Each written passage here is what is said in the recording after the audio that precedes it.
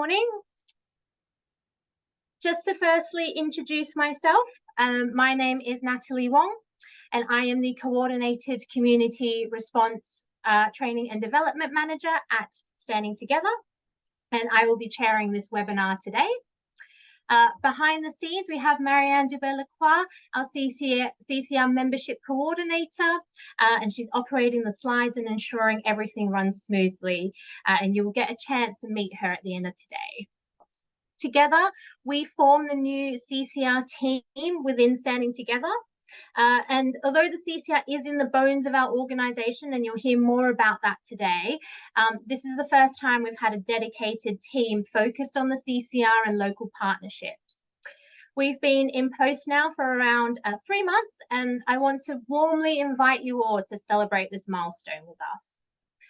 What I really hope you get by the end of this webinar is a really good understanding of how to embed the CCR in practice across various settings, and that we've piqued your interest in joining our evolved CCR network now that this team is in place. Firstly, let's cover some housekeeping. So we are in webinar mode on Zoom, which means you can see and hear us, but we cannot see and hear you. The webinar is being recorded, so you will all get a copy of the recording and the slides at the end of the event. We have enabled the chat function and the Q&A function, so please use the chat function to share your thoughts and comments, and please use the chat function now to introduce yourself, so we all know who's in the room. So if you could pop your name, your role, and your organisation, that would be fantastic. And please use the Q&A function to ask any questions, just so we don't lose them in the chat. Also, if you want to tweet about the event today, or if you just want to follow us on X, formerly known as Twitter, our handle is at CCR Network _.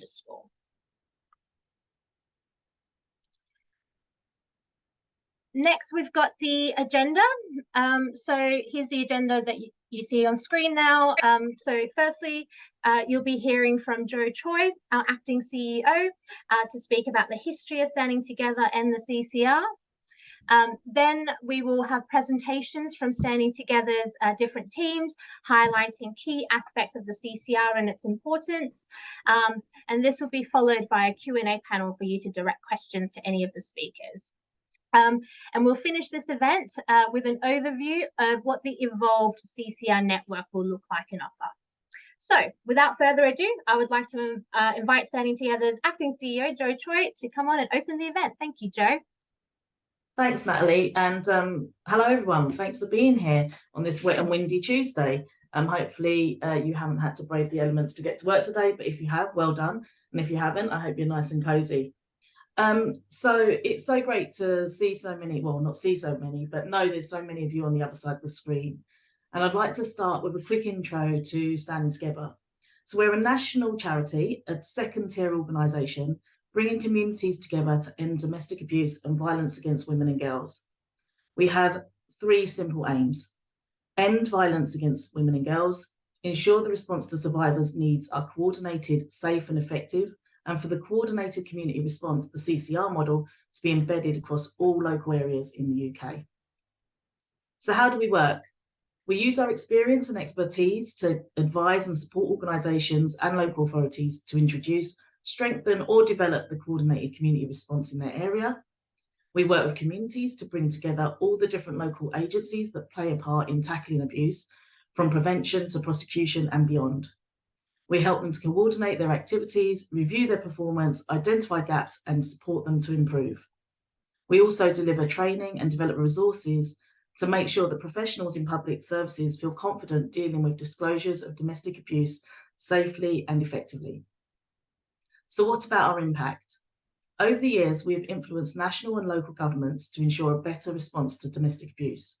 As a result, significant and positive changes have occurred in the provision of services and policies aimed at reducing the risk of domestic abuse. So as we go over to our next slide, I'm going to just give you a quick history of Standing Together. And this year is actually Standing Together's 25th anniversary. And it all began in 1998 when the Hammersmith and Fulham Domestic Violence Forum, as it was then, along with Ellen Pence, the person who developed the CCR in Duluth, USA, formed Standing Together. This was a pilot project which applied the principles of the Duluth model. Of course, prior to this, the professionals within the forum already had extensive experience of working with health, housing and criminal justice partners to increase DV awareness and share good practice. And today I'd like to take this opportunity to give a shout out to co-founder Petter Sissons, who I believe is in the room, and Beryl Foster, who was there at the beginning to make everything possible. Since then, we've done so much, which you'll hear a lot from my colleagues today. So for a quick overview, in 2001, we held our first serious death review. Now we coordinate domestic homicide reviews. In 2002, we began coordinating specialist domestic abuse courts, starting in West London magistrates. And then in 2007, we supported the transition from operations or case meetings in Hammersmith and Fulham to the MARAC structure. And in 2008, we were commissioned to coordinate both the Hammersmith and Fulham and RBKC MARACs.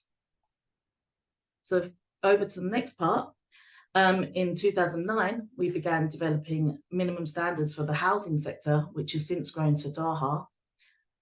In 2011, we contributed to DV Health and Maternity Project with Imperial College Healthcare NHS Trust. We've gone on to coordinate DA and health projects, including the Pathfinder, Crossing Pathways and Macmillan projects. In 2016, the Safety Across Faith and Ethnic SAFE Communities project started, which has expanded to the communities team involved in the Co-Action Hub and Faith and War Coalition. So fast forward to 2003, our 25th anniversary, we have now the newly formed CCR team, as Nat introduced you earlier, to place the focus and spotlight required to ensure we meet our aim of embedding the model of the CCR across all areas in the UK. On to our next slide. Most public services are not designed with domestic abuse or violence against women and girls in mind. And we know poor communication and gaps between services put survivors at risk. It is imperative that every agency has and takes responsibility for identifying and responding appropriately to victims of violence, their children and/or perpetrators. They must work effectively within their own agency and with all other agencies who also have that responsibility to secure the safety of the victim and their children and hold perpetrators to account. The process by which this work is integrated and managed is known as the CCR. The CCR brings services including health, housing, social care, education, criminal justice and communities together to ensure local systems keep survivors safe, hold abusers to account and prevent domestic abuse. It addresses prevention, early intervention, acute response and long-term recovery and safety. This model of a coordinated local partnership to tackle and ultimately prevent domestic abuse is now widely accepted as best practice. So for my final slide, through our history, you will see and experience, we've developed 12 components, the mechanisms of the CCR. I'm not going to go into detail today, as I know that there's a few speakers waiting behind me to give you more detail. So that leaves me to hand you back over to Nat and wish everyone a great webinar this morning. So please enjoy the session. Thank you so much, Jo. So now that we've heard about our history and what the CCR is, we'll now hear from all the different teams at Standing Together and how they put the CCR into practice. First up, we have Amy Hewitt. So in early 2017, Amy started her violence against women and girls career at Standing Together as a coordinator in the DHR team. She then went on to assume the role of coordinating the MARAC for the London Borough of Ealing for several years before transitioning to the criminal justice team. And then there she assumed the responsibility of coordinating one of the specialist domestic abuse courts at Westminster Magistrates. And then she returned to the DHR team in early April 2023, where she now holds a managerial position. So this move has provided her with the opportunity to use her extensive knowledge of the CCR within the DHR area. Once again, welcome, Amy. Thanks, Natalie. And thanks everyone for coming today. It's very impressive to see all of you in the chat introducing yourselves, so thank you. So yeah, I'm here today to talk to you about domestic homicide reviews, especially in relation to the CCR. So as Joe already said, that we have been involved in DHR since their inception. And I know some of you might already be very familiar with DHRs, but I'll just quickly go over them for you. So they're a statutory requirement when a domestic abuse related death occurs in an area. And they were established on a statutory basis under Section 9 of the Domestic Violence, Crime and Victims Act of 2004. CSPs, or community safety partnerships, are obliged to undertake a DHR in order to review the circumstances around a death following domestic abuse. So this can also include cases of suicide where domestic abuse was known or present. At Standing Together, we have been involved in DHR since their inception, and we have chaired and coordinated over 125 of them, and still counting. Our DHRs are to a very high standard, and 96% of them have been approved by the Home Office Quality Assurance Panel first time. And this is due to our vast experience, fantastic chairs, and committed DHR coordinators. As well as sole DHRs, we also conduct joint reviews, like safeguarding adults reviews and child safeguarding practice reviews with the DHR. We also sit on the Home Office Quality Assurance Panel and conduct learning sessions and training on DHRs. Next slide, please, Marianne. So purpose and aims. The purpose of the DHR is to review the circumstances around a death in order to bring agencies together and create a more coordinated community response to domestic abuse. In so many DHRs, we see that there is a continual lack of multi-agency working, information sharing, and agencies working in silo, which can have a profound impact on the circumstances surrounding a death. This is one of the many reasons why the CCR is so important. Of course, it is important that lessons are learned, and a good chair will create an open and honest space for agencies to be transparent. The DHR is also a way for agencies to improve their response to domestic abuse through policies, practices, and training, with the aim to prevent further death. This is very important it is very important that the victim is at the center of the DHR so that their experiences can be accurately understood, not misunderstood, in terms of their access to services and the barriers they may have faced. Lastly, families are asked to be involved in the process, and it is completely voluntary, but they can, of course, provide a great insight into the victim's experience. So where possible, we try to include them, especially as it can provide some resolution and solace to them in such a difficult time. And they are given the opportunity to speak to the panel too, if they so wish. Next slide, please, Marianne. Thank you. So Joe did already touch upon the Insection of Excellence and the 12 components of the DHR, of the CCR, but we apply that to our DHR. So it is something that we look at for every DHR. So if I quickly go through each component in relation to the DHR.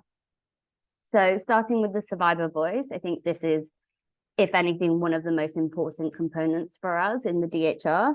And it is imperative that it includes the survivor voice where possible by exploring every avenue for interaction and engaging with informal networks. This is huge. We can't learn lessons without having a survivor voice. It can be extremely difficult for chairs to get that through, especially where possibly perpetrators had a lot more interactions with services, but there's a lot of information that we can get to try and ensure that that survivor voice is at the center. Of course, family and friends can play such a big factor in that, using things like pen portraits and just quotes about the victim themselves. Intersectionality. So survivors aren't one homogenous group, so it's important that DHRs are not set up with a one-size-fits-all approach.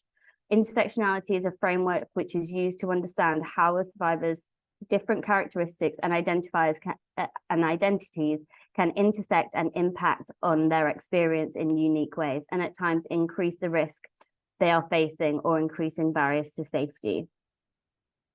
A shared objective.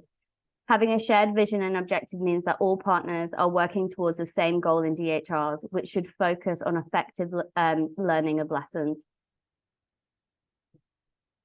Structure and governance. Governance structures are a vital mechanism through which committed partners come together to develop and deliver the most effective action plans to come out of the DHR. Without an effective action plan, the DHR is, it's kind of pointless, because we need to be able to implement those lessons. It's all well and good at seeing the lessons and knowing what the lessons are, but they need to be put into practice, and that's super important. Strategy and leadership. For any CCR to work effectively, there needs to be a clear strategy where all partners are working towards the DHR's identified priorities. Specialist services, this is obviously exceptionally important, and local specialist services are essential in supporting victims appropriately and sustainably, and offer a unique perspective into the DHRs. So please use them. I cannot stress that enough. Representation. So who is on the review panel? Are the right agencies being represented? Are the people sitting around the table at the right level to make the decisions, and who is missing?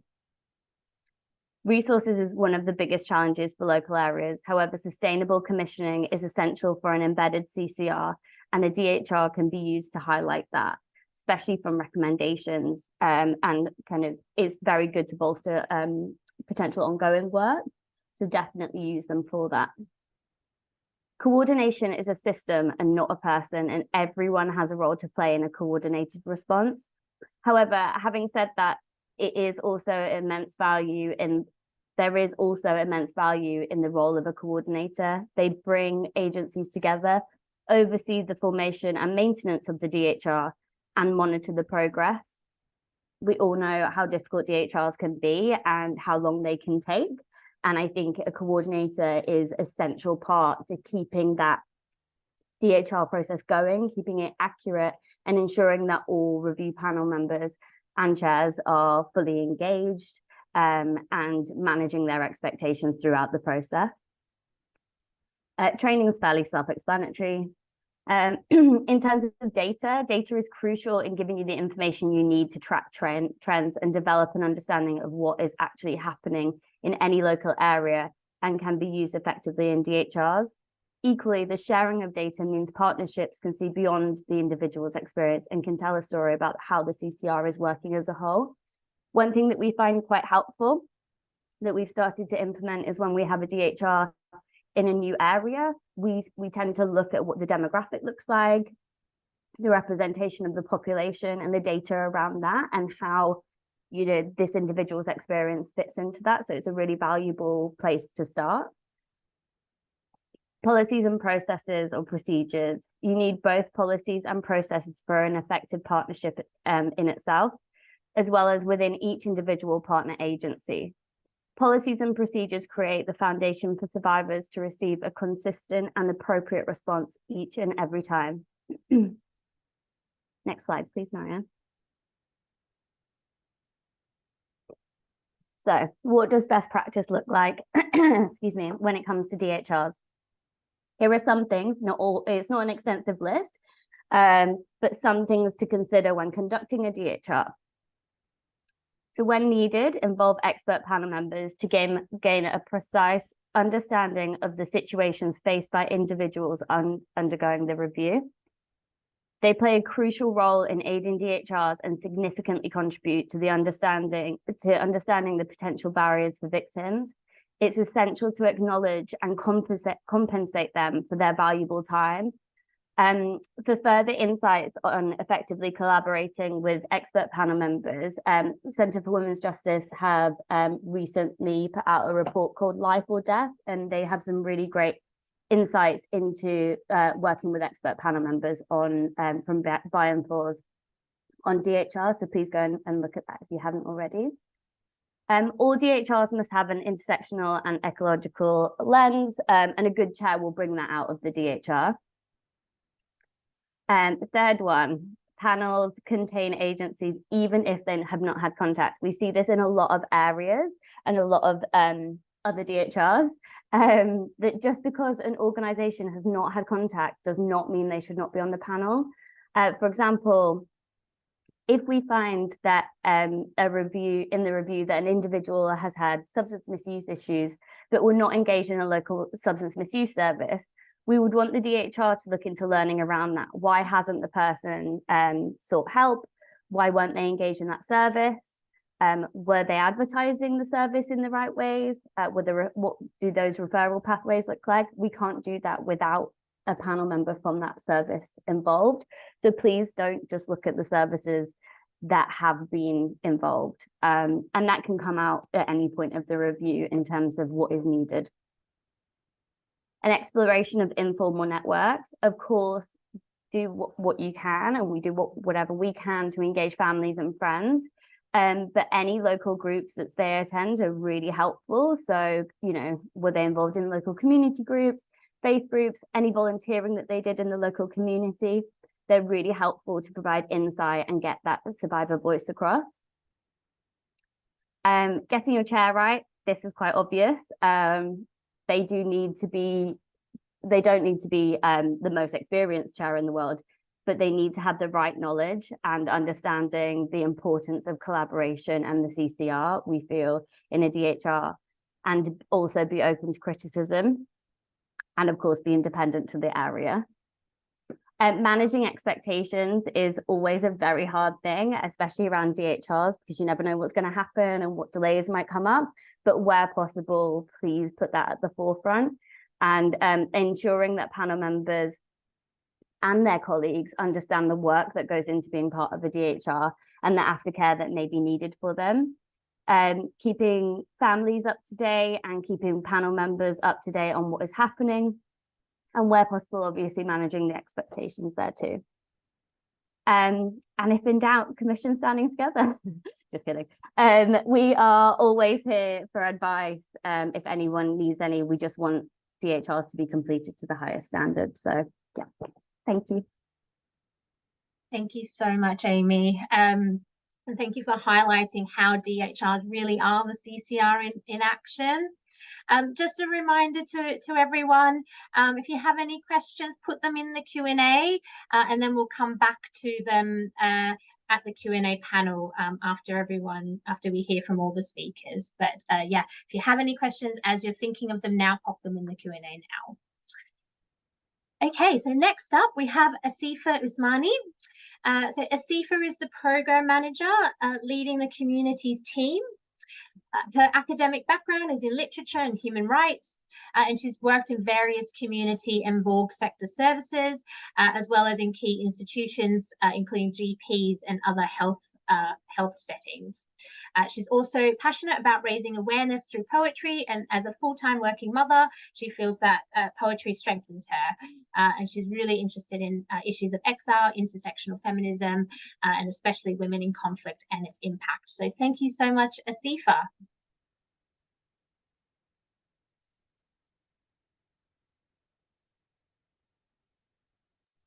Sorry, I forgot to. Thank you so much, Nats. Thanks for the intro. My name is Asifa. A very good morning and blessings on this day. Today, I know it's very cold outside, but hopefully with our conversations here, you'll cozy up a bit and get to know you more, even though it's virtually. My name is Asifa. I have the privilege and honor to be the programs manager for the communities teams. And community, why it's at the heart of a comprehensive CCR, like Joe mentioned, as well as my colleague Amy mentioned, like we have 12 components of CCR. And one of the things which I have really learned and has been amazing for me in my intersectional feminism is learning more about the role of communities, because a coordinated community response with having communities team in standing together actually really embeds it in terms of what Amy mentioned, exploring of informal networks, which is really important for the work that formal, invisibilized sometimes and invisible communities do, but the work sometimes is not acknowledged or talked about much in the Vogue sector especially. So just highlighting really in terms of the work of the community, Standing Together did a report in 2016 where evidence shows that victims of independent partner violence are more likely to contact friends or family member or help and support before a formal agency. So we know within of course, in health, for example, lots of victim survivors, 80% of them would go to their professional GPs within health. But obviously, research, and we know this for a fact as well, is that professionals should bear in mind that friends, family, or informal networks hold vital information across levels of risk. Connections should be developed with associations for voluntary or third sector organization to disseminate learning and understanding of training opportunities related to domestic abuse. So really highlighting the work of the communities, because we know that they can be the gate openers or the gate closures as well in terms of seeking help. So before that victim survivor actually goes to any professional, they might seek support from their friends or family member or that faith leader. So I'm going to talk about and introduce you what we do at communities teams. So we've got 3 projects in the communities team, and we have expertise around faith, race, ethnicity, harmful practices, intersectional feminism, and anti-racism as well. And again, it's been a learning curve for me. And all these 3 components, 3 projects, we have Harmful Practices Project, we have Faith and Vogue Coalition, and we have the Co-Action Hub. So I'm going to give you a bit snapshot of what we do within 3 projects and its impact. Thanks for the next slide. Yeah. So we have the Harmful Practices Project, and really what our coordinator does is ensuring we are coordinating and supporting around the work of harmful practices within the 3 boroughs. She coordinates harmful practice operations group within Standing Together, and work in the 3 boroughs, Westminster, Kensington, Chelsea, and Hammersmith and Fulham, analyzing data around harmful practices as a key tool to identify gaps, and HPOG, Harmful Practices Operations Group, as a platform to increase knowledge and awareness around harmful practices, and especially elevating and recognizing for the work of and expertise of our by and for organizations, as well as creating and fostering relationship in a non-hierarchical partnership. So I'll talk a bit about that later on as well. And it's really improving responses of harmful practices, and how that impacts, especially if someone has no recourse to public fund, and how to improve the responses so that there is more increased awareness around these issues. And a lot of it can be like confused with culture and faith. So we try and amplify and highlight the issues and go into the nuances of it really. And those nuances really resonate with all the projects within Standing Together as well, because we work quite closely with our own internal CCR, with the HR team, with our housing, criminal justice teams as well. Yeah, next slide.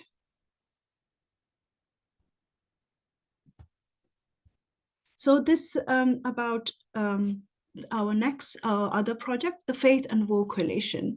As Joe mentioned earlier, we used to have Faith Safe project, safety across faith and communities, ethnic communities. So there were lots of conversations with communities, with Vogue sector, with faithful feminists, and they recognize the need that although a lot of work is done at the forefront with professionals working to support at the front line for in terms of supporting victim survivors. However, the needs of the survivors from faith communities is either erased or ignored, and that should be an important component when we are supporting victim survivors to embed in our practices as well. So that's really about when we held a conference in 2018, there was an overwhelming interest, and the formal launch of the project fairly new, just before pandemic 2020. So we work with other organizations at the intersection of faith, race, and we are a membership-based organization, coalition, with over 30 members from various by and for specialist domestic abuse services, as well as faith institutions, including our founding members, Jewish Women's Aid, Latin American Women's Rights organization, Muslim Youth Helpline, as well as our individual feminists as well. And the aim really is to improving responses for survivors from faith communities and Black and minoritized women in order to increase knowledge and understanding around issues of women from faith communities, raising awareness around faith literacy, because that's, again, is not much spoken about, and that has intersection with lots of elements, especially health as well. Understanding this, how does that sit with an individual when we are supporting them, and also building bridges. So when I talk about building bridges between the woke sector and faith institution, really is we don't want to ignore the work of faith leaders, and we understand that faith is often weaponized, but how do we improve responses? How do we talk more about violence against women and girls and involve faith leaders as allies? We do that by holding coffee mornings within woke sector, and if to raise awareness around these issues, and also doing policy briefs. So I'll go a bit delve more into that as well. We've also just going to hold, we've produced our toolkit guidance as well. So that's another quite a niche, quite new one within the woke sector, which will enhance understanding of women from faith communities and Black and minoritized communities in terms of support for them, and what woke sector should know more about their needs to make the really their understanding of supporting the victim survivors more holistic for us all as well. Sorry. Next slide. Yeah, thank you. So our third project, again, quite critical, crucial, niche one as well. It's a 3-year project based on really principles of equitable partnership framework, where for 2 staff members, we have one co-action coordinator based at Standing Together, and another based at Asian Women's Resource Center. And each agency brings different expertise to the project, especially for Asian Women's Resource Center. They have been in the sector for over 40 years. They will be reviewing the woke sector, woke tools, especially how risk assessment, whether it's holistic, what are the gaps, and whether it's actually quite applicable, or is it inclusive when supporting women from Black and minoritized communities as well. And it aims, we are trying to strengthen this by this, as well as within Standing Together, we've been working quite closely with our DHR team as well, because we recognized as well is that there is a lack of representation, or very low representation in the domestic homicide reviews and panels. And how do we ensure that we get the voices heard? So we have like a DHR mentorship scheme as well, especially for Black and minoritized communities working by and for organizations. So that can be like a sister supporting a sister in terms of raising voices for the gaps in the DHRs as well. To make it more effective, really. So that's really foregrounding the voices and working together. And hopefully by doing this, we are supporting agencies to work strategically and collaboratively around harmful practices by coordinating as well a pan-London by and for led harmful practices forum. Next slide.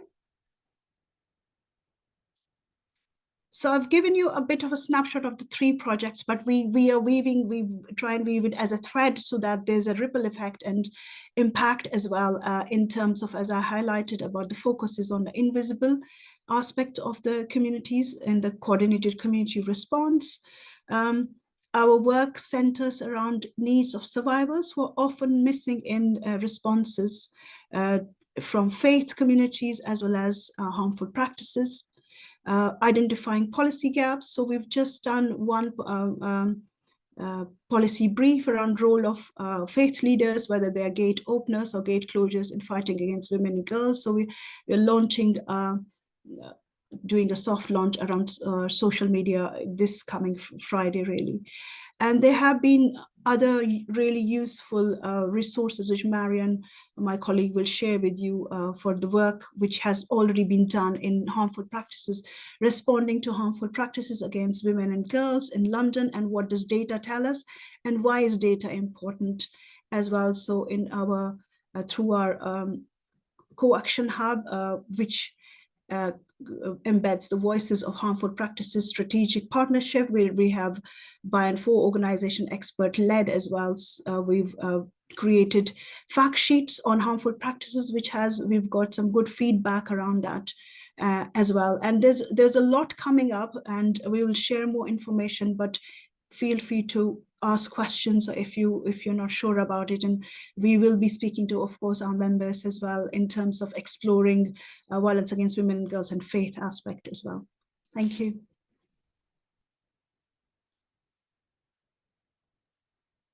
Thank you so much, Asifa, for that, and for really highlighting a really important part, an often forgotten part of the community and coordinated community response. And we really value the expertise of your team. Up next, we have Karen Senegal, one of our criminal justice and courts program managers. Karen has over 40 years of experience working in the criminal justice system, initially as a probation officer, but more recently coordinating the Specialist Domestic Abuse Courts, or SDACs, for the past 20 years. Karen set up and established 2 SDACs in Leicestershire before moving to Standing Together in 2012 to set up the SDAC in Westminster. Thank you, Karen. Morning. 40 years experience. It makes me sound really old. I am very old. So just as a bit of an intro to start with, so we don't normally think of the criminal justice system as part of the CCR, but it's a classic example of it. It's several different agencies with a need to work together to achieve a successful outcome where all those agencies have a differing remit, priority or target. The process starts with the big statutory organisation. So you've got the police who conduct the part of the arrest, the investigation, then goes on to the Crown Prosecution Service for charge and prosecution, then into the courts, to the judiciary for that justice process, which is also assisted by probation as part of that sentencing process.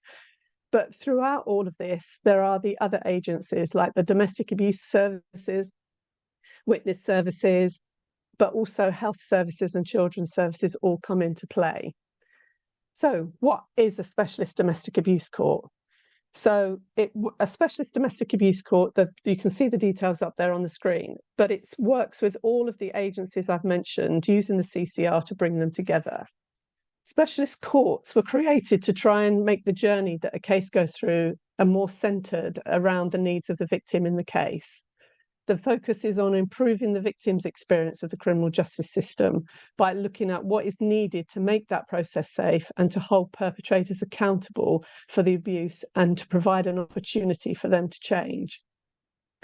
But specialist courts don't just do that, they also support the criminal justice agencies, that's the police, the CPS, HMCTS, to deliver the DA best practice framework. And I'll go on to talk about that a bit later. But it's also important to understand that a specialist court is not just the courtroom on the day, but it's a partnership of stakeholders which can be confident that all agencies are working towards that common purpose. Next slide, please. So aims and outcomes. We've identified 5 of them there. And in brief, it's the objectives of the specialist courts are to make the process as safe as possible for victims and children so that victims can feel confident to support the prosecution process and be protected by the criminal justice system. The criminal justice system is about holding perpetrators to account for offending behaviour, but it still has a responsibility throughout that process not to ignore the risk to victims and children and provide a focus on safety. There are multiple barriers for victims in domestic abuse cases to support prosecutions and take part in proceedings. Victim survivors are usually not just having to navigate the criminal justice system, but other aspects of their lives at the same time as a result of the abuse that they're experiencing. Convictions are not a key target of a specialist domestic abuse court, but convictions lead to sentencing, and this is a key to holding perpetrators to account, either by rehabilitative requirements on a community sentence or a suspended sentence, or a building better relationships programme with a view to trying to change perpetrators' behaviour. And in the spirit of the CCR, the way that the specialist court achieves this, its main objective of victim safety and focus, is to enable a coordinated response from those agencies and specialist services, as well as agencies from other sectors. Next slide, please.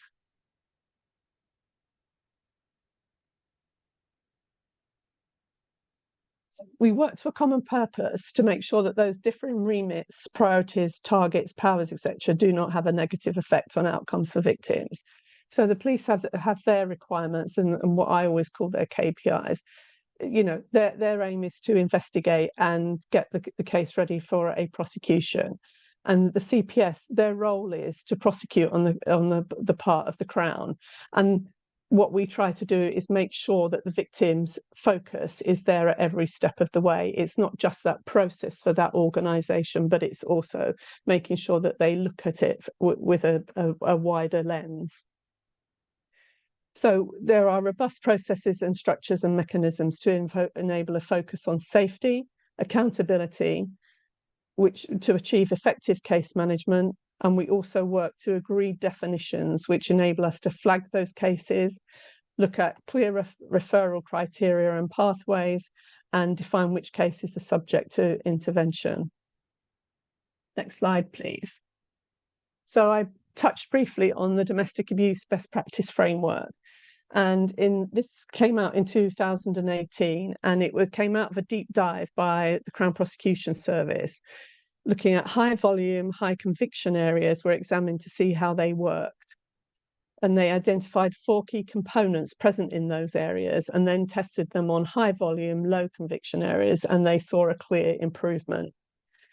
Just to give a caveat, the conviction rate was the measure for this, but the components themselves are sound, and they're reflected of the 12 key components which have been identified many years ago when specialist courts first appeared on the scene.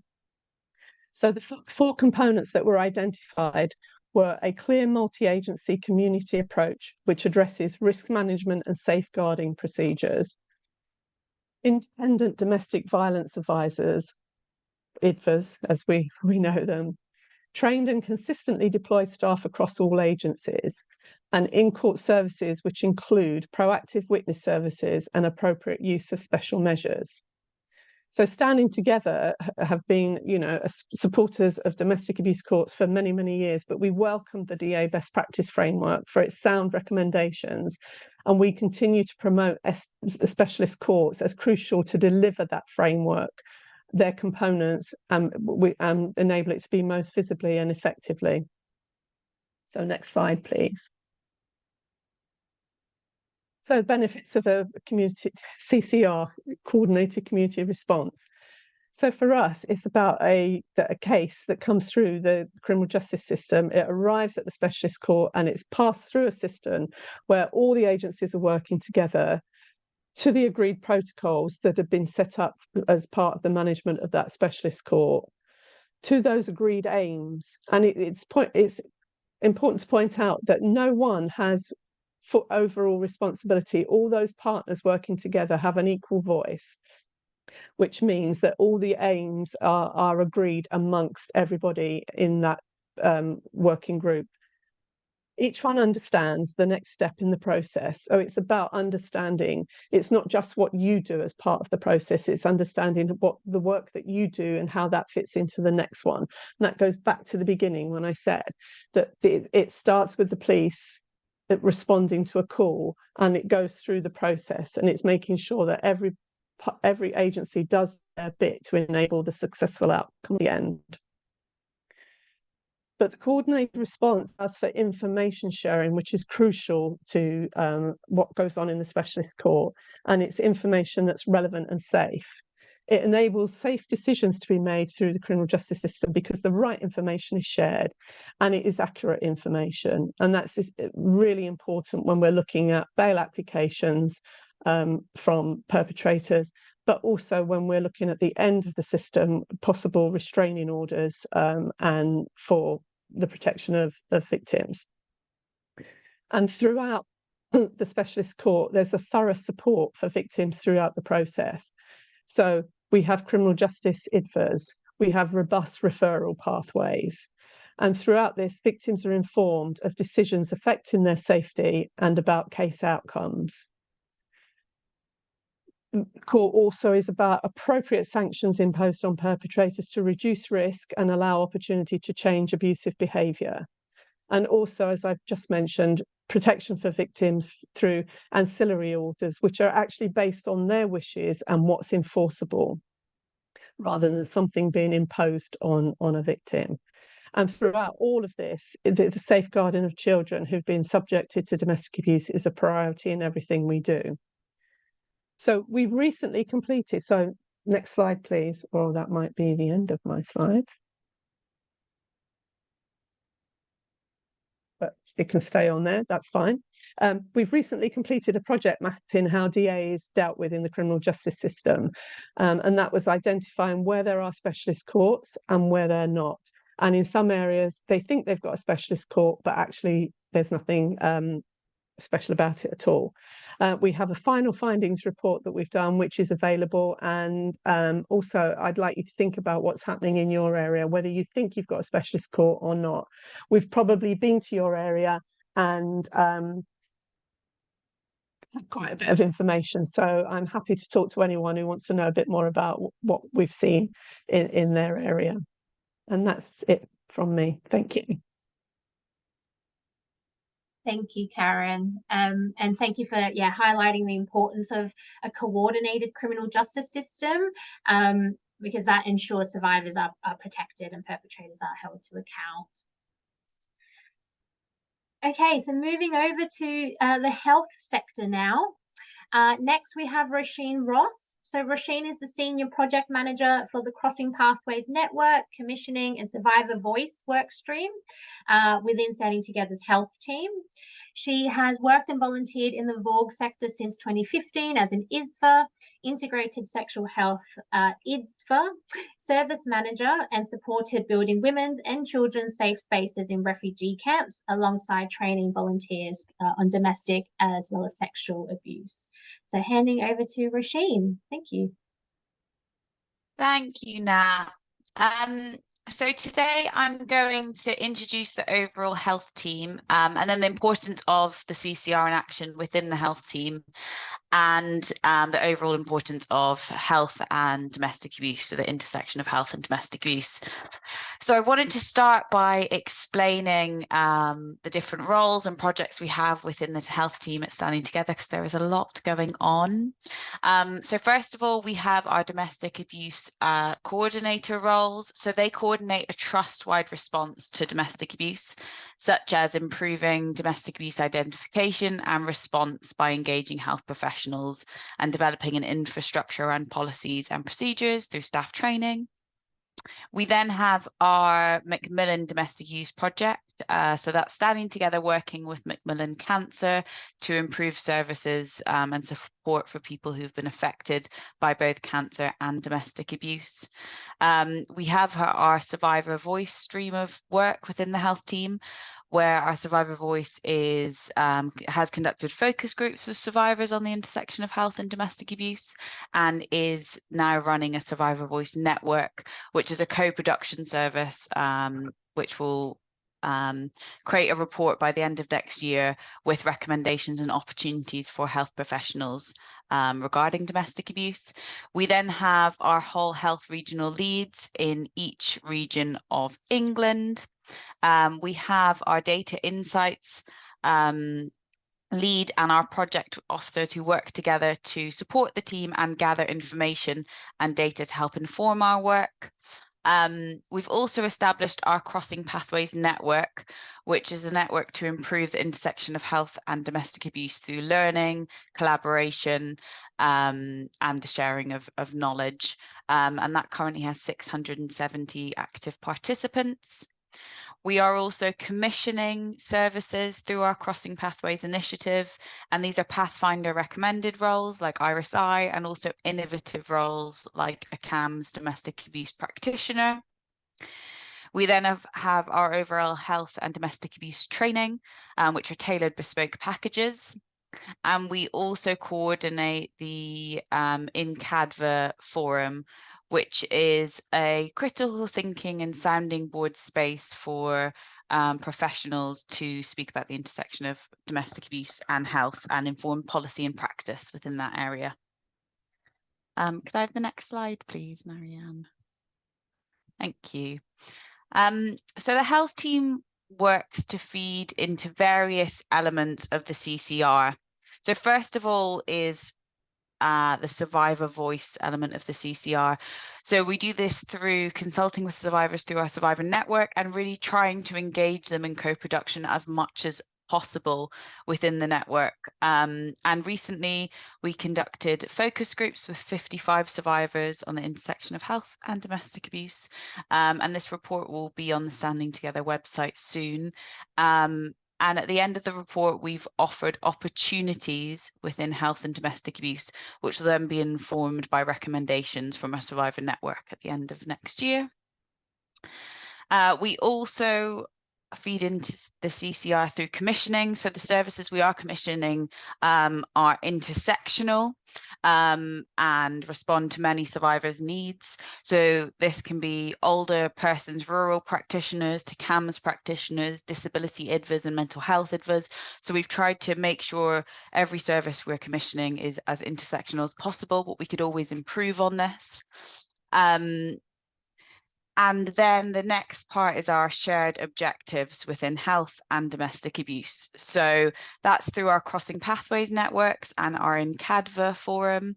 So as part of those network memberships, we all have a shared goal and aim to improve this intersection and collaborate together on those goals and be leaders and champions within our areas on domestic abuse and health.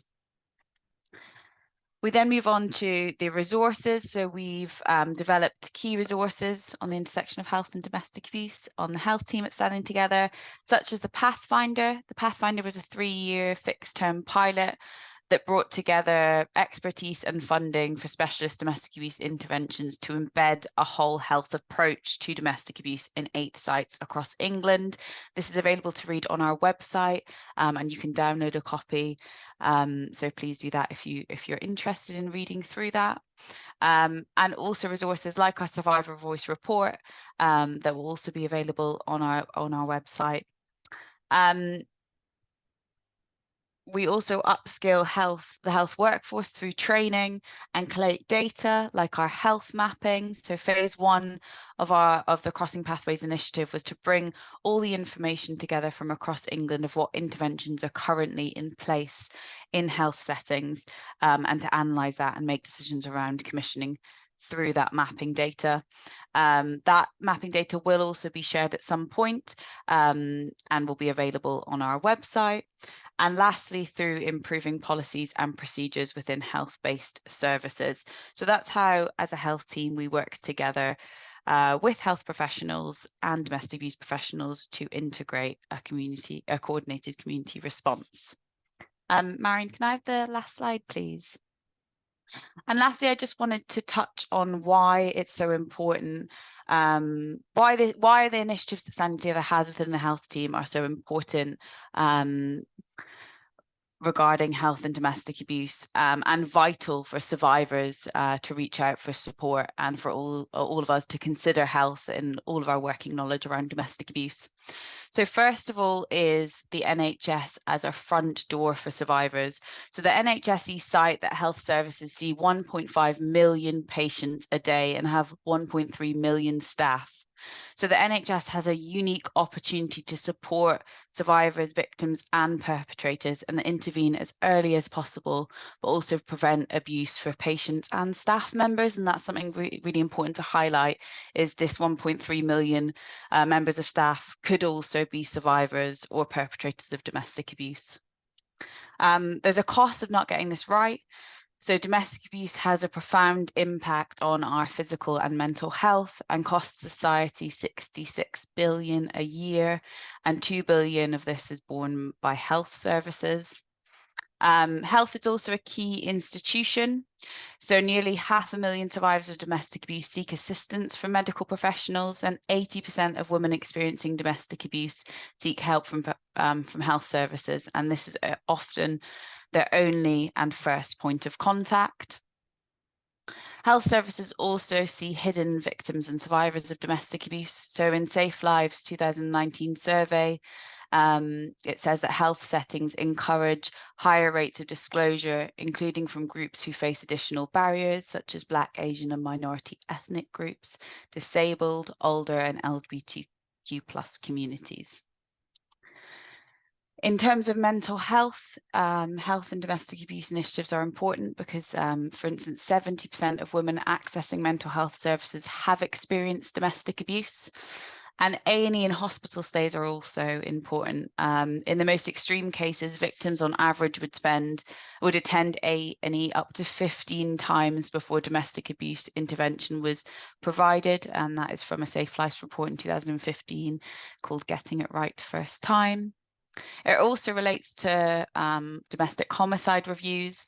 In 84 DHRs across London, 31% were exclusively related to the health sector, showing the critical role that health professionals have in intervening early and providing a window of disclosure for domestic abuse. And also the opportunities the intersection of health and domestic abuse create for survivors. So in acute settings, high attendance rates within emergency departments, particularly for homeless women, 1 in 10 survivors at medium risk of harm or injury when in emergency departments. And in primary care, the attendance rates are even greater in primary care services. Nearly half of women who later accessed support from IDVA services attended their GP in the 12 months prior, visiting on average 4.6 times. And health services, particularly alcohol and substance misuse, provide an opportunity to screen perpetrators and refer into perpetrator intervention programs. Lastly is the Serious Violence Duty 2023, which requires organisations to work together to share information, analyse the situation locally and be accountable for solutions and strategies to prevent and reduce serious violence on a local basis. And that includes health. So there's a huge responsibility and none of this can be achieved alone. So it's important to collaborate with health professionals and for them to be part of the coordinated community response and to have that joined up working approach and shared aims. Thank you. Thank you so much for that, Roisin, and really highlighting the importance of health as part of the CCR. Just a reminder to everyone in the room as well, if you have any questions, pop them into the Q&A section, and we will come to them when we go to the Q&A panel. Now moving into MARACs, I would like to call on Sheila Wieser to come on. So she's been the MARAC manager at Standing Together since 2022, and she oversees the coordination of 4 MARACs across London. Prior to this, she was a MARAC coordinator for 2 years and also has over 5 years of experience working in the DHR team and in Standing Together's operations. Her extensive knowledge of CCR and MARACs has led to improvements of MARAC processes, such as the introduction of a MARAC anti-racism charter and the expansion of MARAC panel membership, including a multiple disadvantage homelessness rep. Thank you so much, Sheila. Thank you, Nat, and good morning, everybody. I know it's been said before, but it's really great to see everyone online. As Nat so kindly introduced, my name's Sheila. I'm the current MARAC team manager. I realize there will be quite a number of you, if not all of you, who are aware and familiar of what MARAC is. Perhaps you maybe even attended one yourself. But for the few on the call, or the webinar, sorry, who aren't as familiar, please stay tuned over the next 10 minutes or so. Now, the key thing when understanding what MARAC is to firstly understand what the actual acronym stands for. So as you can see here on screen, MARAC stands for Multi-Agency Risk Assessment Conference. Now, on a very basic level, MARAC is a conference that takes place, depending on which borough you are working in, at regularly occurring frequencies. And the purpose of the MARAC is to reduce the risk to victim survivors of domestic abuse who have been deemed to be at high risk of serious harm or homicide. Now, I know this goes without saying, but just to highlight that MARAC is not a forum that's appropriate for domestic abuse cases where the risk is low or medium, and again, is solely designed to support victim survivors who, again, are at risk of serious harm or homicide. Now, importantly, and kind of first and foremost, MARAC is a partnership arrangement. So agencies from a variety of different services and sectors, which I'll talk about in the next slide, come together to discuss cases and to ensure that effective and safe interventions can be planned and put in place to really mitigate the risk that a victim survivor is experiencing when in a domestic abuse relationship. Now, on a very tangible level, and thinking of, kind of a meeting context, this is done by representatives, again, from statutory and non-statutory services coming together, sometimes in person, pre-COVID in person, but now virtually, to share, again, information relevant to the domestic abuse risk at hand in a confidential setting, again, on victim survivors, but also on children who are affected by the abuse, who might be witnessing the abuse in a household, and also perpetrators. Now, following this case discussion, as I've already alluded to, panel members and meeting attendees will work together to suggest action plans and, again, create an action plan meant to, as I've just said, mitigate the risk that the victim survivor is facing, but also to mitigate the risk that the children might be facing as a result of the abuse, and also, where safe to do so, keep the perpetrator accountable for their actions and really disrupt and divert their abusive behavior, again, where it is safe to do so and where possible to do so. Now, importantly, it's really key that agencies also hold each other to account during meetings and professionally challenge each other. And this is for the purpose of reaching the best and most creative outcomes for victim survivors that are also the most effective. As you can see here on the slide as well, MARAC is a confidential partnership arrangement. So I know from time to time, people who are new to the MARAC process will have concerns about if information on or sensitive information on a victim survivor or anyone else can be shared legally. And the answer to this is yes. If you had time to look more into this, Article 6 of GDPR legislation states that confidential information about individuals who are at risk of serious harm or homicide can be shared amongst professionals as long as the sole purpose of that information sharing is to reduce the risk at hand and not for any other purpose. Now, importantly, victim survivors' voices are at the center of the MARAC. Now, we ensure this by having regular attendance by specialist domestic abuse representatives, or IDVAs, for those who are unfamiliar. An IDVA is an independent domestic violence advocate. And where possible, we also take into consideration of victim survivors' wishes within the MARAC action plan, again, to center their voices and their needs. Now, importantly, while MARAC is, as the name suggests, a conference or meeting, MARAC is much more than that, and it is also a multi-agency process. So as much as I wish that the MARAC could be the one-stop shop fix-all for domestic abuse victim survivors, it definitely isn't.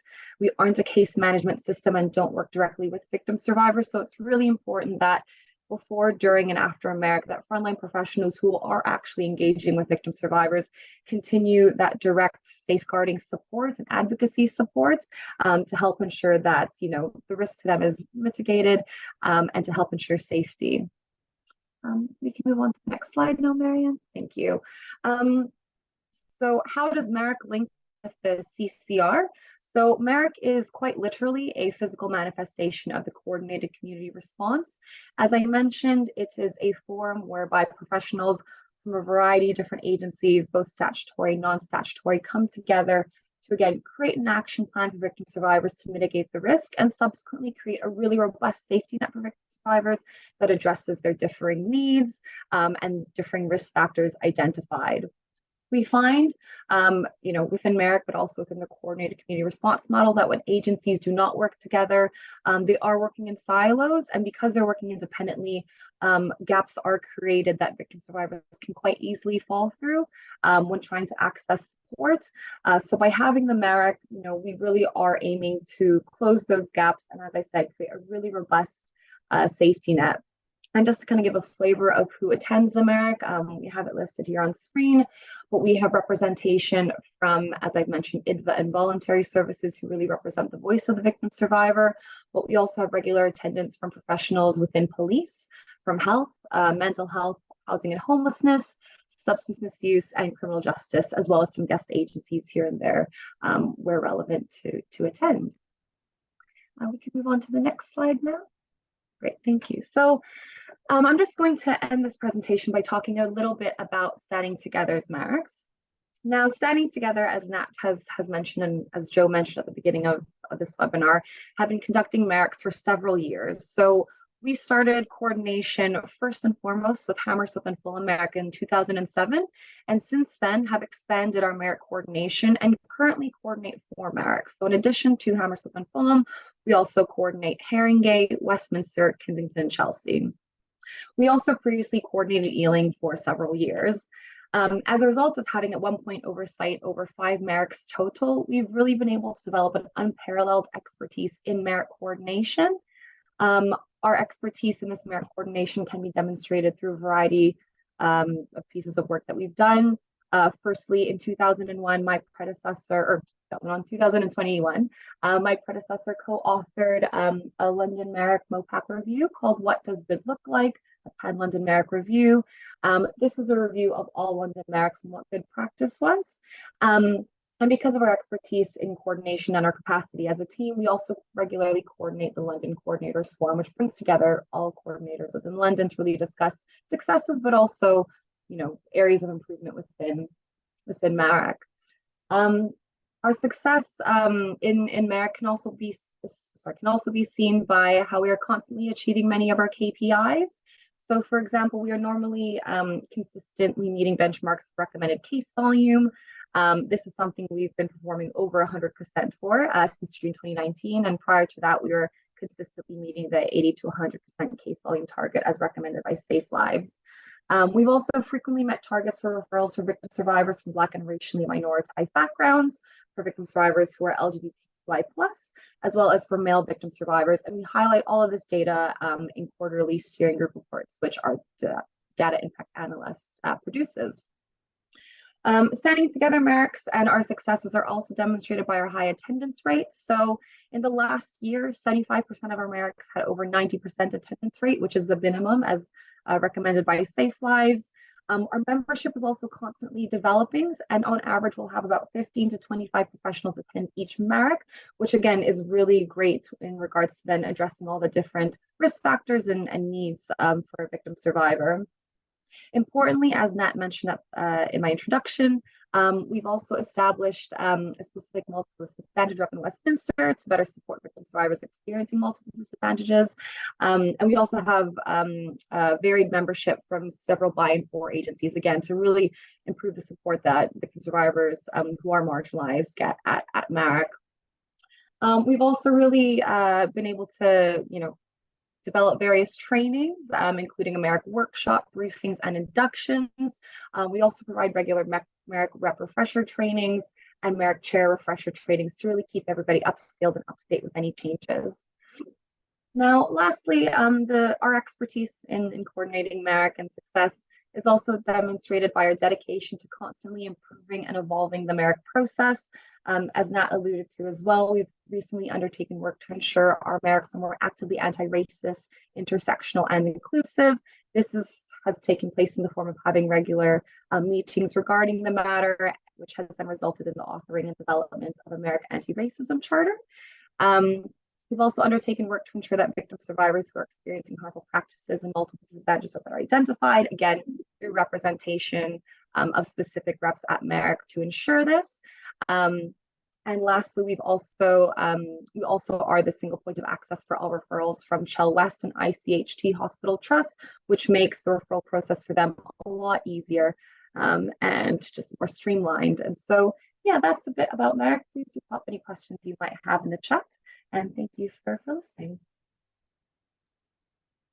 Thank you so much, Sheila. And last but certainly not least of our presenters, we have Nikki Clark representing housing. So as one of the newer members of our team, Nikki is our whole housing program manager, and she joined us in September from Westwood Housing in Devon, where she brought a wealth of housing experience, especially after successfully leading Westwood Housing to achieve DAHA accreditation. Nikki is well known and very well respected in the housing sector, as she's bravely spoken up and shared her own lived experience of domestic abuse to drive change. Thank you so much, Nikki.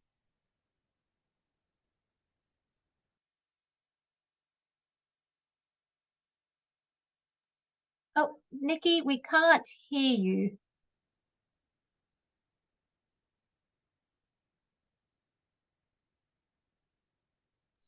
Is that better? Sorry. Yes. Yes. Yep. Okay. Sorry about that. Okay. So thank you, Natalie. And I'm going to talk to you today, as Natalie said, about the housing team at Standing Together, which is made up of 3 different projects, all of which aim to improve access for victims and survivors to safe and secure housing, because we know how very important that is to them being able to rebuild their lives and move forward. So each of the 3 housing teams have their own projects, but they're all based around the principle of a CCR. And many of you will know DAHA, who provides support to housing providers through membership, accreditation and training. And they really are the leaders of excellence in that area. They also campaign nationally and lead the Domestic Abuse National Policy and Practice Group in areas most recently, such as the Renters Reform Bill, coordinating the response with our sector partners and feeding that back into legislation. The Housing First and Homelessness team works with local authorities and a range of agencies to support victims and survivors who face homelessness and other multiple disadvantages to enable them to access safe and secure housing and start to rebuild from there. And some of you may have seen recently that an accreditation for Housing First and supported accommodation settings was launched to really help drive the excellence in that area. And then finally, we have the whole housing team who work with local authorities to make sure that no matter what the tenure of housing a victim or survivor lives in, they can access that safe and secure housing that they need. And I'm going to talk to you more about the whole housing approach today. So can I have the next slide, please? So the whole housing approach is made up of 14 different components. Now, there are 5 tenure types, and these represent the different types of housing that a victim or survivor either may live in or need to access to live in. So they're supported housing, sheltered housing, social housing, private rented sector, privately owned, and refuge. And then alongside that, we have 9 different housing options and support initiatives which help those victims and survivors, whichever of those housing tenures they live in. So we've got Housing First, which supports those who are homeless and face multiple disadvantage. We've got the Managed Reciprocal Schemes, which is a local initiative normally where housing providers agree to provide properties for victims to enable them to move quickly, generally where those victims need to move quickly and perhaps don't meet the priority need with the local authority as standard. So it's another option for people to move. We've got the sanctuary schemes, which enable victims and survivors who want to stay in their own home to do so. So that scheme will provide a risk assessment, and then it will install whatever security measures are needed to enable that family to live in that home and stay there if that's what they choose to do rather than move. Flexible funding is a funding pot that's available for victims and survivors to help them access housing where that funding isn't currently available through any other means. So it's quite loose in description. It's just to enable them to access that housing. So it involves things like purchasing furniture, purchasing white goods, it could be clearing rent arrears, could be covering moving costs, but as the name suggests, it really is flexible and it's not restrictive, and it's up to the local authority as to exactly what their criteria is for what that would cover. Perpetrator management, make sure that those agencies work together to effectively manage the perpetrator and keep the victim safe. Specialist domestic abuse services in a whole housing context would normally be two things. So it would firstly be a need for co-located within the local authority housing team to provide advice to that team and make sure that the victims and survivors are getting the best advice and support to access housing. And then alongside that, there's normally a mobile IDVA as well, who, rather than being based in an office setting and needing the victim and survivor to come to them to access that help, can meet that victim and survivor where they want to. So it could be at their home, it could be in a cafe, and that really is sort of aimed at improving access and engagement with those survivors to make sure that they can get the access to the housing that they need and support. Move on accommodation is fairly self-explanatory, I think. It makes sure that when people leave refuge, they have somewhere to go to, and they're not stuck in inappropriate temporary accommodation, which is generally quite re-traumatizing for people. So when they leave refuge, they can move into accommodation that is a longer term home for them. DAHA, we've already talked about and most of you will be aware of, and we would expect the local authority housing team and social housing providers in the area to be members of DAHA and working towards accreditation. And then finally, there needs to be a whole housing coordinator to basically oversee that whole approach and liaise with the agencies that were involved to make sure it's successful. Can we have the next slide, please? So this is really just to show how housing sort of fits into that overall coordinated community response and the sort of various agencies that we may work with. So whole housing is currently the only model that enables a local authority to meet their obligations under the Domestic Abuse Act. And it doesn't just drive excellence, but it also delivers flexibility and value for money. But by its very nature, it can only be successful if you work as part of that CCR. So we take perpetrator management, for example, we might have to liaise with the police, with probation services, with housing associations, with mental health services and with substance abuse, to sort of name a few, but it requires everybody coming together to make that work. The next slide is going to give you a real example of what that looks like in whole housing, which hopefully sort of explains how that works. Thank you. So this is a real case study from a pilot project of whole housing, and it shows the journey of a lady and what actually happened through her, and how working together with the various agencies not only led to a better outcome for her, but also overall saved that local authority money by preventing ASB, crime, and various other sort of issues that would have happened without the interventions. So the lady that's concerned had experienced multiple bereavements, including the death of a child. And as a result, she ended up homeless and started to use substances. So she'd been sleeping rough in the area for around 4 years, and she'd been in trouble for begging. She was also experiencing domestic abuse from her partner while she was sleeping rough and had various physical health problems. She was using heroin and crack, cocaine. So there was a lot of stuff going on there for her. An outreach worker then referred her into the Housing First scheme in the area, which is run by Standing Together's Housing First and Homelessness Project. And at this point, I'm going to initially talk through the green path, which is the path she actually went down. And then we'll talk about the red path, which is the path that she could have gone down and the potential costs that were avoided as a result of that. So she was referred into the Housing First scheme. The support worker that she was assigned worked with her to build up a good trusting relationship, and she was supported to access her own tenancy.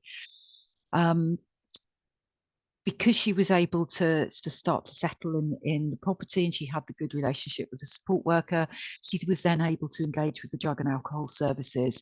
And as a result of that, her physical health started to improve. At the point at which the evaluation of this this pilot was done, she was still in relationship with the perpetrator, but she had a good understanding of the dynamics of abuse, and she was having ongoing conversations with the Housing First worker about how she kept safe. And from a safety point of view, she was in a much stronger position at that point, and really moving forward in a positive light. Now, the cost of that intervention for the support worker and supporting her into the housing services was around 8,400. Had that not been made, then the likelihood would have been that she would have continued to sleep rough, and she would have been probably issued with a community protection notice for begging. Okay, and there's an associated cost with that of around £9,890.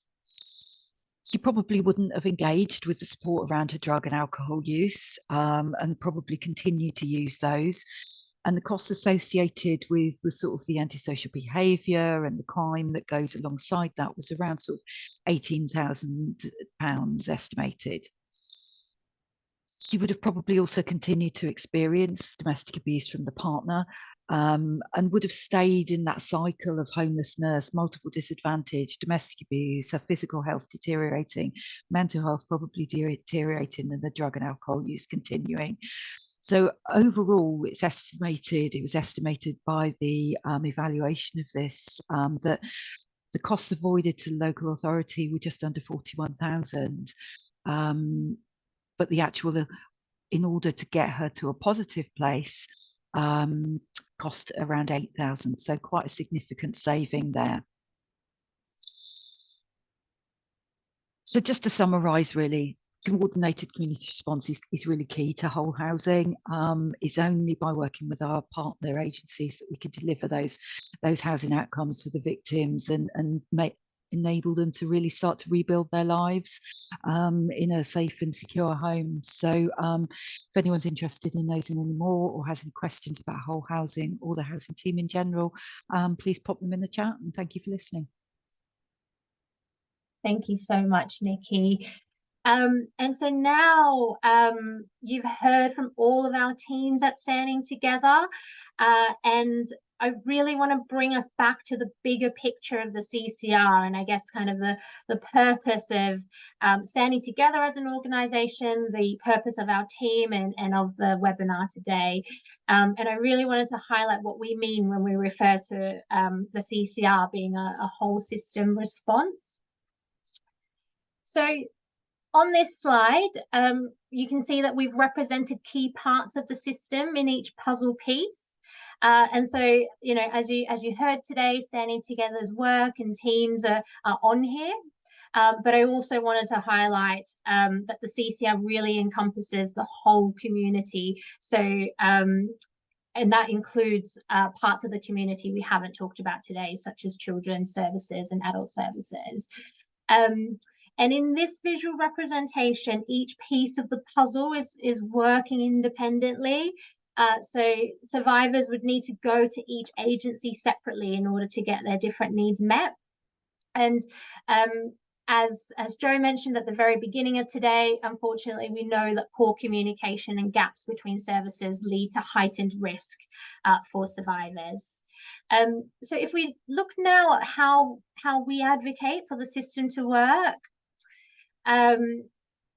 this slide is a visual representation of the CCR.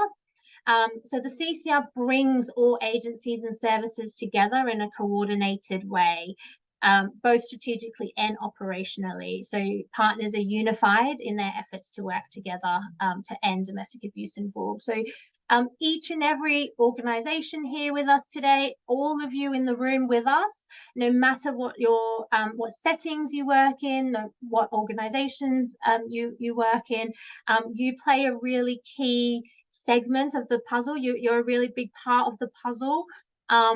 And by working together, we get a fuller picture of the risks survivors are facing, and ultimately we can keep survivors safe and hold abusers to account. Yeah, so no matter kind of what your setting is, the message that I would really like everyone here to leave with today is, you know, everything that you've heard from the different speakers. Hopefully you can see how the CCR thread kind of comes through all of that. And just around the puzzle, you can see the 12 components of the CCR again. We're bringing that back. Those 12 components provide the mechanisms and the foundations to ensure the CCR is in place in a local area, as well as within your settings as well. As you heard, the different teams that work with kind of the different, you know, like say health or housing will use these 12 components as well. They really kind of keep they are that mechanism to creating a coordinated and embedded systemic response. And if you want more information about how to implement these components in practice, you can also refer to our guide, In Search of Excellence, and you'll also hear about our CCR network offer in a second. I'm very mindful of time. We have run short of time in terms of a Q&A. But we have just a couple of questions which we might run through very, very quickly. So firstly, we have a question for Amy in the DHR team. And the question is, do survivors tend to be on DHR panels at all? So Amy, if you wanted to just come on and unmute yourself. Yeah. Hi. Yeah. Thank you. Yeah, thank you for the question. No, we don't actually tend to have survivors on DHR panels. We rely on the expertise of the panel members, and we will always have local IDVA services on the panels that would hopefully be able to provide that insight. I also must apologise when we were discussing the 12 components and the survivor voice. Of course, that is in relation to most of the CCR. We talk about, you know, victim survivors interchangeably, but when it comes to DHRs, unfortunately, that is the victim. So we would want to keep the victim's voice at the centre. And having a survivor on the panel might be quite difficult and quite triggering for that person, so we wouldn't expect that. But we would expect that panel representation is adequate to be able to put across the voices of possible future victim survivors in that local area. So yeah, that's why panel representation is also super important as well. Thank you. Thanks, Amy. And we just have a couple of comments as well. So one comment that Lincolnshire has the SDAC and have 2 IDVAs, which is fantastic to hear. And also a request to be linked in and to hear more about the health regional leads. So Roisin, we could definitely kind of link you in there. I am very mindful of time. So if you have any other questions, please don't hesitate to contact us. I can see one in the chat, and I think we'll need to get back to you outside of this webinar. But I wanted to spend the last kind of minute just talking about the CCR network itself. As some of you may know on the call, the CCR network has had a few iterations. So it started as the Domestic Violence Coordinators Network in 2013, and then relaunched as the CCR network in 2020. And this is really the first time, you know, the CCR team has been in place. And what we are really keen to do is to ensure this work is meaningful and that domestic abuse and VORG leads in any setting can be properly supported to implement and embed the CCR in your area. So that's the purpose of this team. We really want to support you all. So as a new team, one of our first priorities was to hear from VORG and domestic abuse leads across the country. And so we distributed a national survey back in September, and most of the responses that we got were from local, from statutory agencies, many local authorities, housing, commissioners, the NHS, safeguarding, police, and we did also get some responses from the voluntary sector. And what you told us was that you wanted more opportunities to interact and network with each other, to find out what other areas are doing, and to share learning and best practice, as well as challenges that you're facing. And what you also said was you wanted more communication from us to be updated about what's going on nationally and about new research and models of practice, models of good and best practice. And you also told us what topics you would like more information and training on, and some of the more common ones are on the slide here. So just from what you said, this is some of the offer that we've developed. So what we will be doing from 2024 is we're going to start running events monthly as part of the CCR network. And that will either be in the form of workshops or webinars. So workshops will be more informal spaces for members to connect with each other, to share experiences around particular themes. And then the webinars will be more kind of formal, informative spaces. The other thing that we'll also do is we will start a monthly newsletter. So members will get a monthly newsletter to be, I guess, updated on the latest news and things that's going on around the country and the sector. And there'll also be an online library to access resources quickly.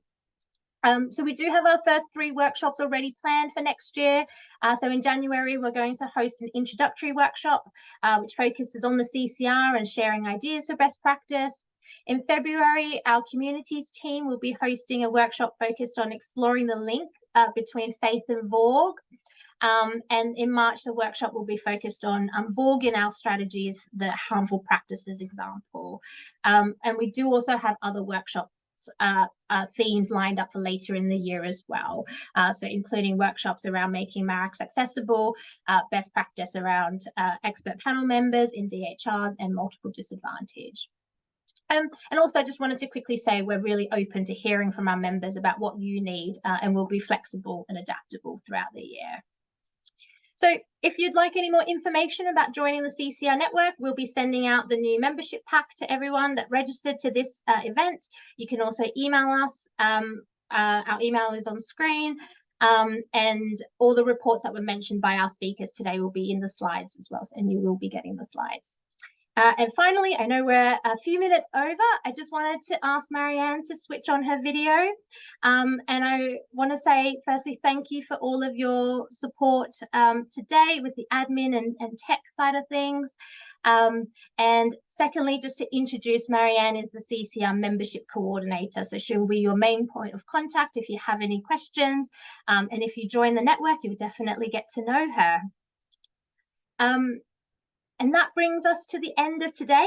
If you have any further questions, please do email us, and we'll also be in touch with all of you with the recording and the slides. Thank you all.